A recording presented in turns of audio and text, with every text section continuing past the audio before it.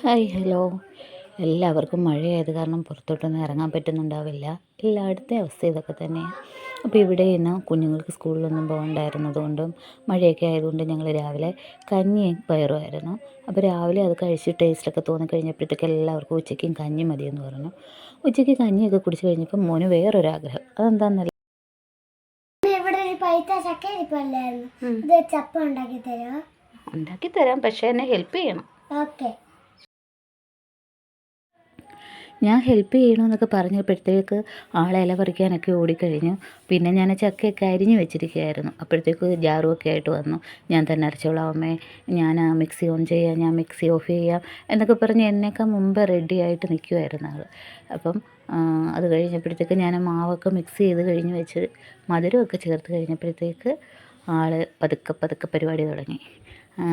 പുള്ളിക്ക് അങ്ങനെയാണ്, മാവ് കണ്ടു കഴിയുമ്പോൾ കുറച്ചൊന്ന് ടേസ്റ്റ് ചെയ്യണം, പിന്നെ കുറച്ച് എന്തെങ്കിലുമൊക്കെ ക്രാഫ്റ്റ് ഉണ്ടാക്കണം. മാവ് നമ്മൾ മിക്സ് ചെയ്ത് വെച്ചേക്കുന്നത് കാണുമ്പോൾ പുള്ളിക്കുള്ള ഒരു പരിപാടിയാണത്. അപ്പോൾ കുമ്പിളൊക്കെ കുത്തി തന്നു. ഞാൻ കുറച്ചൊക്കെ എന്നെ ഹെൽപ്പ് ചെയ്തു. അപ്പോൾ ഞാൻ എല്ലാം ഉണ്ടാക്കി അത് റെഡിയായി കഴിഞ്ഞപ്പോഴത്തേക്ക് ഇല തികഞ്ഞില്ല.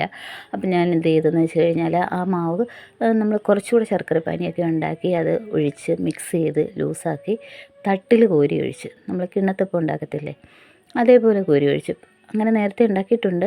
അപ്പോൾ എല്ലാവർക്കും ഇഷ്ടപ്പെട്ടു. അത് കാരണം ഇന്നും ഉണ്ടാക്കി, നല്ല ടേസ്റ്റ് ഉണ്ട്. മഴ, കട്ടൻ ചായ, ചക്കയപ്പം പൊളിയല്ലേ അമ്മേ?